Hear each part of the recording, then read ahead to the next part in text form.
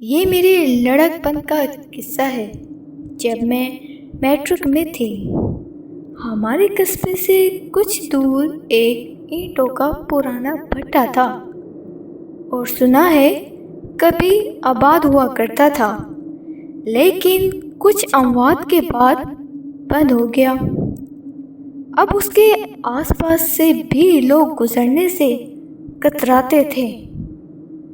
اکثر لوگوں کو ادھر پر اسرار لوگ منڈلاتے نظر آتے تھے، اور کچھ لوگ تو مختلف لوگوں کی اموات کو بھی اس سے جوڑتے نظر آتے تھے۔ سردیوں کی ایک دوپہر کو ہم دوست کھیلتے ہوئے اس طرف نکل آئے اور میں نے کہا چلو اندر چھپ جاتے ہیں۔ میرے ایک دوست خالد جو بہت ڈرپوک تھا، فوراً کانوں کو ہاتھ لگا کر بولا، نہ بابا نہ، مجھے ایک جان اپنی بہت پیاری ہے۔ ہاں اشرف سلیم بولو، میں نے باقی دوست سے پوچھا۔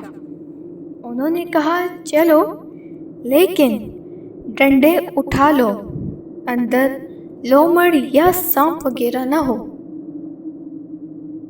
خالد کو مجبوراً ہمارے ساتھ اندر آنا پڑا۔ اندر عجیب سی ویرانیت پھیلی ہوئی تھی اور ایک انجانا سا خوف سب میں سرایت کر گیا، لیکن میں نے زور سے ہا ہو کے نعرے لگا کر ڈر کم کیا اور میں نے تمام سرنگیں دیکھنی شروع کر دی۔ خلاف معمول کوئی گیدڑ لومڑی تو چھوڑو، کسی سانپ کا بل تک نظر نہ آیا۔ میں نے کہکا لگایا اور بولا، لوگ ایویں ڈرتے تھے بزدل، اب میں پڑھنے ادھر ہی آیا کروں گا۔ کتنا سکون ہے۔ اوہ بڑے 30 مار خان، رات کو آ کر دکھاؤ تو مانے۔ سلیم نے مجھے چیلنج کیا۔ لگاؤ شرط، میں ایک رات قیام کر سکتا ہوں، لیکن تمہیں سب دوستوں کو نزدیک کے شہر میں کھانا کھلانا پڑے گا۔ بولو منظور؟ اشرف بولا، ہاں۔ سلیم کیوں چپ ہو، ڈر گئے ہار سے؟ نہیں یار، لیکن کچھ نہیں، بس ہو گیا۔ ہفتے کی رات کو میں بہانہ بنا دوں گا کہ ہم دوست مل کر سلیم کی طرف پڑھائی کریں گے اور میں ادھر آ جاؤں گا۔ یار دیکھ لو، خالد کے لہجے میں ڈر تھا۔ او یار کچھ نہیں ہوتا، بس 2 دن کے بعد دعوت کھانے کے لیے تیار ہو جاؤ۔ میں اس کے کندھے پر تھپ مار کر گویا ہوا۔ میں نے اگلے دن پلان کے مطابق سائیکل پر پرالی خشک گھاس ڈالی تاکہ سردی سے بچاؤ کے لیے پرالی کا بستر بنایا جائے، اور بھٹے کی طرف چل پڑا۔ میں کوئی اچھی سی جگہ دیکھنا چاہتا تھا جہاں میں چھپ کر لیٹ سکوں، تاکہ اگر میرے دوست مجھے ڈرانے کا پلان بنائیں تو میں آسانی سے نہ ملوں۔ بھٹے میں اتر کر مجھے ایک بڑے ہال نما کمرے میں اینٹوں کا ڈھیر نظر آیا جو ایک ترتیب کے ساتھ چھت تک لگا ہوا تھا۔ میں نے اس کے اوپر سے اینٹیں اتار کر پیچھے کی طرف سے کافی اینٹیں نکال کر اپنے بیٹھنے اور لیٹنے کی جگہ بنائی، اور پلان یہی بنایا کہ اندر بیٹھ کر دوبارہ اینٹیں چھت تک چن دوں گا اور پیچھے آرام سے رات گزاروں گا۔ خیر، ہفتے کی رات کو سلیم کے گھر ہم چاروں دوست اکٹھے ہوئے، اور رات کو جب سب ٹی وی کے سامنے جمع تھے، ہم سائیکلوں پر نکل پڑے۔ خالد بار بار منع کر رہا تھا، لیکن ہم اس کا مذاق اڑاتے بھٹے کے نزدیک پہنچ گئے۔ چاند کی 10 یا 11 تاریخ تھی، لیکن مطلع ابر آلود ہونے کی وجہ سے بادلوں کے ساتھ اس کی آنکھ مچولی جاری تھی۔ چاروں طرف ملگجی سی روشنی، گیدڑوں، چینگروں اور کبھی کبھار الو کی آواز ماحول کو مزید ڈراؤنا بنا رہی تھی۔ یخ پستا ہوا باوجود گرم کپڑوں کے جسم کو کاٹتی محسوس ہو رہی تھی۔ سب خاموش کھڑے تھے۔ اچانک سلیم بولا، یار میں کھانا کھلا دوں گا، تو چل واپس۔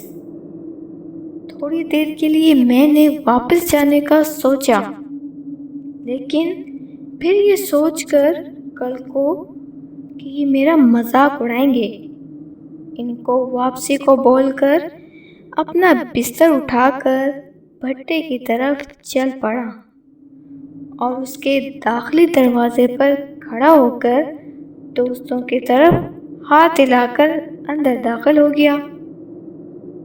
اندر قدم رکھتے ہی ہوا کا ایک سرد جھونکا میرے جسم کو چھو کر گزر گیا اور ایک عجیب سی بو مجھے محسوس ہوئی۔ میں نے ٹارچ کو جلایا اور چاروں طرف کا جائزہ لیا۔ تمام در و دیوار مختلف حیرے بنا رہے تھے اور سرنگوں کے اختتام پر مجھے خوفناک شکلیں بنتی نظر آ رہی تھیں۔ باہر ہوا تیز ہو گئی تھی اور انتہائی خوفناک آوازیں نکال رہی تھیں۔ ایک لمحے کو دل چاہا اور کاش میں عمل کر ڈالتا کہ بھاگ نکلوں، لیکن پھر آیت پڑھی جس سے دل کو ڈھارس بندھی۔ خیر، اپنی جگہ پر جا کر اینٹیں ہٹا کر بستر کو بچایا اور اینٹیں دوبارہ جوڑ دی اور تھوڑی دیر میں سو گیا۔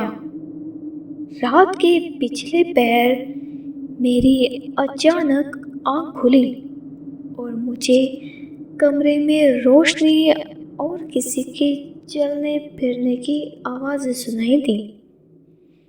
میرا دل اچھل کر حلق میں آ گیا، لیکن میں نے سوچا شاید گھر والوں کو میرا پتہ لگ گیا ہے اور وہ میرا پتہ کرنے آئے ہیں۔ میں نے الٹا لیٹ کر اینٹوں کے درمیان موجود ریخوں سے باہر دیکھا تو میرا دماغ سن ہو کر رہ گیا۔ باہر کچھ لوگ لبادوں میں سر تک ملبوس ادھر ادھر جا رہے تھے اور زمین پر آگ روشن تھی اور کچھ کے ہاتھوں میں مشعلیں تھیں۔ انتہائی سردی کے باوجود میرے جسم کے ایک ایک مسام سے پسینہ بہہ نکلا اور دل اس طرح دھڑک رہا تھا جیسے سینے سے باہر آ کر گر جائے گا۔ آج مجھے پتہ لگا کہ ڈر کیا ہوتا ہے۔ میں نے اللہ سے دعا کرنی شروع کی کہ بس آج بچا دے مالک، ساتھ ہی دل کو ڈھارس باندھی کہ شاید ڈاکو ہوں، لیکن کہاں۔ ایک شخص کا چہرہ میری طرف ہوا تو میری چیخ نکلتے نکلتے رہ گئی۔ او میرے خدا، بالکل سفید چہرہ جیسے بغیر خون کے، آنکھوں کے بجائے گڑھے اور خوفناک منہ کا دہانہ۔ میرا دل تقریباً بند ہوتے رہ گیا۔ مجھے زمین گھومتی محسوس ہونے لگی۔ میں نے مضبوطی سے بستر کو پکڑ لیا۔ وہ لوگ کسی انجانی زبان میں باتیں کر رہے تھے۔ اچانک وہ اٹھ کر اینٹوں کی طرف بڑھنے لگے۔ اف! کسی کی ناک، کسی کی آنکھیں، کسی کے چہرے کا گوشت غائب اور صرف دانت نظر آ رہے تھے۔ میرا دل تقریباً بند ہو گیا اور میں نے سختی سے آنکھیں بند کر کے اللہ کو یاد کرنا شروع کر دیا، لیکن ان کی شکلیں میرا دماغ چکرانے لگا اور مجھے زمین گھومتی لگنے لگی اور میں ہوش و حواس کھو بیٹھا۔ منہ بھی کچھ آوازیں میرے کانوں سے ٹکرائیں۔ مجھے کچھ سمجھ نہیں آیا کہ میں کہاں ہوں۔ پھر اچانک مجھے کچھ یاد آ گیا کہ میں کہاں ہوں۔ شاید رات میں نے خواب دیکھا تھا۔ میرے دوست بہت پریشان تھے اور مجھے آوازیں دے رہے تھے۔ یہ میرے دوست ہی ہیں نا؟ میں خود کلامی کر رہا تھا۔ سلیم، اشرف، خالد ادھر ہوں، میں نے آواز لگائی۔ ان کے بھاگنے کی آوازیں کمرے کی طرف آنے لگیں۔ کدھر ہو یار؟ وہ حیران و پریشان کھڑے تھے۔ میں نے اینٹیں ہٹا کر چھلانگ لگائی اور ان کی طرف دیکھا۔ اف میرے خدا! میرا سانس سینے میں اٹک گیا۔ رات والے لوگ ان کے چاروں طرف کھڑے غصے سے میری طرف دیکھ رہے تھے۔ بھاگو بھاگو، بچاؤ! یہ آخری جملے میرے منہ سے نکلے اور میں جلدی میں ایک دیوار سے ٹکرا گیا۔ اللہ میرے بیٹے کو صحت تندرستی دے۔ امی کے لفظ میرے کانوں میں پڑے اور میں نے آنکھیں کھول دیں۔ میں گھر میں بستر پر تھا اور گھر والے آس پاس۔ کیا سب خواب تھا؟ کیا ہوا امی؟ خبیث تو بتا! ابو غصے سے بولے۔ ٹارزن تو دیکھو! آپا نے بھی اپنا حصہ ڈالا۔ رہنے بھی دو، میرے بیٹے کو آرام کرنے دو۔ شفیق دادی کی آواز کانوں سے ٹکرائی اور دادی نے امی کو ہٹا کر مجھے آغوش میں لے لیا۔ میں نے گھر والوں کو تمام واقعہ بتایا تو انہوں نے کہا خواب دیکھا ہوگا اور دوستوں کے ساتھ وہم ہوا ہوگا کہ وہ آس پاس ہیں۔ آج سے ڈراؤنی فلمیں دیکھنا بند، امی نے حکم صادر کیا، اور آئینہ بھی کم دیکھا کرو۔ آپا نے پھر طنز کا تیر برسایا۔ چلو مغرب کی نماز پڑھ لو، آجو میرے ساتھ۔ چچا نے آگے بڑھ کر مجھے اٹھایا اور میں مسجد گیا تو اشرف سے ملاقات ہوئی تو اس نے کہا یار تو اچانک چیخیں مارتا بے ہوش ہو گیا تھا۔ پھر ہم تجھے اٹھا کر گھر لائے اور گھر والوں کو سچ سچ بتانا پڑا۔ یار کیا ہوا تھا؟ میں نے جلدی سے سارا قصہ سنایا اور رات کو کھانا کھا کر میں پھر سو گیا۔ رات کے پچھلے پہر میری آنکھ کھلی۔ میرا حلق خشک ہو رہا تھا۔ میں نے اٹھ کر پانی پینے کا ارادہ کیا تو میں نے دیکھا کہ میری چارپائی کی پائنتے پر کوئی بیٹھا ہوا ہے۔ امی! میں نے آواز لگائی کہ شاید امی ہو، لیکن گردن گھما کر جو اس نے دیکھا تو وہی بے نور آنکھوں والا چہرہ۔ بچاؤ بچاؤ! میں چیخیں مارتا بامشکل اٹھ کر دروازے کی طرف بھاگا، لیکن باہر سے گھر والے بھی داخل ہو رہے تھے۔ چچا نے مجھے پکڑا، وہ اندر ہے۔ میں نے انگلی سے اندر کی طرف اشارہ کیا۔ کون؟ میں دیکھتا ہوں، چچا یہ کہتے ہوئے اندر کی طرف چل پڑے۔ اندر تو کوئی نہیں، چچا کی آواز آئی۔ نہیں، وہ ہیں، میں روتے ہوئے بولی۔ لیکن اندر جانے پر کوئی بھی نہیں تھا۔ مجھے لگا کہ سب میری بات پر یقین نہیں کر رہے ہیں، تو میں دیوانہ وار رونے لگا۔ امی نے مجھے سینے سے لگا لیا کہ چلو میرے ساتھ سو جا۔ میں امی کے ساتھ سونے ان کے کمرے میں چلا گیا۔ امی نے صورتیں پڑھ کر مجھ پر پھونکی اور میں کافی دیر بعد سو گیا۔ اگلے دن چچا ایک مولانا صاحب کو لے کر آئے۔ انہوں نے مجھے کچھ پڑھ کر پانی پینے کو کہا اور پھر انہوں نے مجھ سے اس کے ذائقے کا پوچھا اور ساتھ ہی کہا، کیا گلے میں لگ رہا ہے جیسے جاپانی پھل کھانے کے بعد ہوتا ہے؟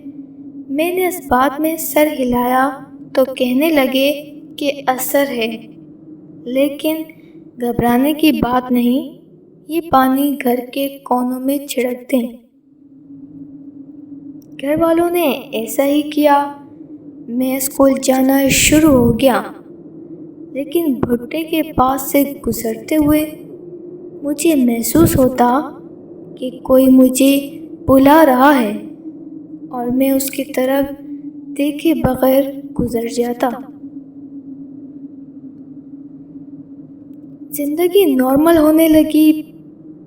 پھر ایک رات کو میں واش روم جانے کے لیے اٹھ کر صحن میں آیا۔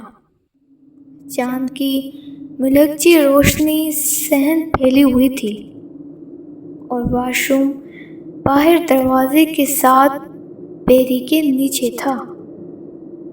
میں نے واش روم میں داخل ہونے سے پہلے چاروں طرف نگاہ دوڑائی اور پھر مجھے سرسراہٹ کی آواز سنائی دی۔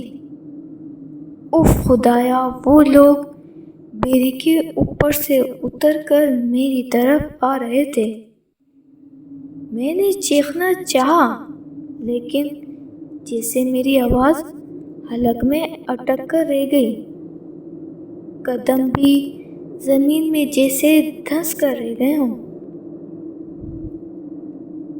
اسی اثنا میں قریبی مسجد سے تہجد کی اذان سنائی دی اور وہ لوگ ایک دم سے غائب ہو گئے۔ میں ان کی طرف اندر بھاگا اور امی کو جگا کر واقعہ بتایا تو انہوں نے مجھے دم کیا اور کہا، آئندہ مجھے اٹھا دیا کرو۔ اسی طرح ایک رات کو مجھے چارپائی کے نیچے سے کھٹ پھٹ کی آوازیں آئیں تو میں نے سوچا بلی ہوگی اور اس کو بھگانے کے لیے نیچے جھانکا تو میری روح فنا ہوتے ہوتے رہ گئی۔ وہی خوفناک چہرے والا شخص نیچے ہاتھوں کے بل چلتا میری طرف بڑھ رہا تھا۔ امی امی، میری پوری طاقت سے چلایا۔ میں پوری طاقت سے چلایا۔ نزدیکی چارپائی پر لیٹی ہوئی امی ہڑبڑا کر اٹھیں اور مجھے اپنے آغوش میں لے لیا، لیکن میری چیخوں سے سارا گھر اٹھ چکا تھا۔ اگلے دن ابو کے ایک دوست میرے چچا کے ساتھ مجھے لے کر ایک گاؤں گئے، جہاں ایک بہت پہنچے ہوئے بزرگ تھے۔ انہوں نے بتایا کہ اس سے بہت بڑی غلطی ہوئی ہے جو یہ اسیب زدہ جگہ پر گیا اور وہ لوگ اس کے پیچھے پڑ گئے۔ انہوں نے تعویذ لکھ کر دیا اور ساتھ ہی مجھے کہا کہ تم نے ڈرنا نہیں ہے، کیونکہ یہ صرف ڈرا کر مار سکتے ہیں اور تمہیں ہاتھ بھی نہیں لگا سکتے۔ جب بھی نظر آئیں تو بآواز بلند یہ کلمات دہرانا اور مجھ مجھے بہت نصیحتیں کی۔ وہ تعویذ میں نے گلے میں ڈال لیا۔ کچھ دنوں کے بعد ابو مجھے شہر میں ایک ماہر نفسیات کے پاس لے کر گئے، جس نے کچھ ادویات دیں کہ ان کا باقاعدگی سے استعمال کریں، اور مجھے کہا کہ اگر وہ نظر آئیں تو انہیں نظر انداز کر دینا، اور ساتھ ابو کو علیحدہ لے جا کر کچھ ہدایات دیں۔ کچھ دنوں بعد میں رات کو دیر تک پڑھتا رہا، اور اچانک پیاس لگنے پر باہر جانا چاہا، لیکن پھر کچھ سوچ کر کھڑکی سے باہر جھانکا تو دیکھا وہی بھیانک چہروں والے لوگ صحن میں کھڑے میری طرف دیکھ رہے تھے۔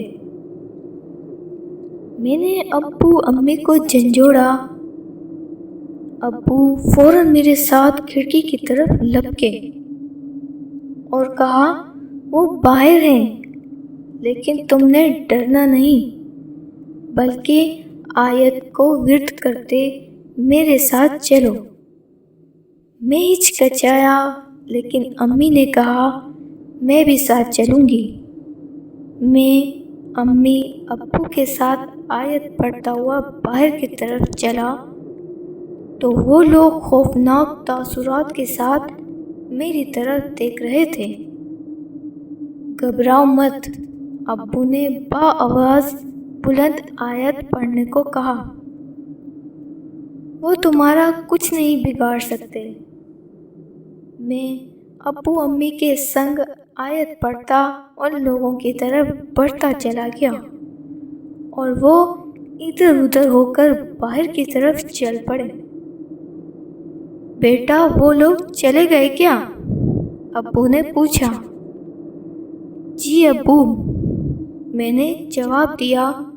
کیا آپ کو نظر آ رہے ہیں؟ نہیں، اب نظر نہیں آ رہے، ابو نے جواب دیا۔ امی، ابو اور میں نے سکون کا سانس لیا۔ پھر کچھ عرصے بعد مجھے پتہ لگا کہ ابو نے جھوٹ بولا تھا کہ وہ انہیں نظر آ رہے ہیں، حالانکہ وہ انہیں نظر نہیں آ رہے تھے، لیکن بزرگ اور ماہر نفسیات نے انہیں یہ مشورہ دیا تھا کہ اس کا ڈر اسی طرح ختم ہوگا، اور اس میں کامیاب بھی ہوئے۔ مجھے آج تک پتہ نہیں چل سکا کہ وہ عصیب تھا کہ میرا وہم، لیکن ایک بات ہے کہ بزرگ اور ماہر نفسیات کا مشورہ ایک ہی تھا، اور ہمیں دونوں علموں پر یقین رکھنا چاہیے۔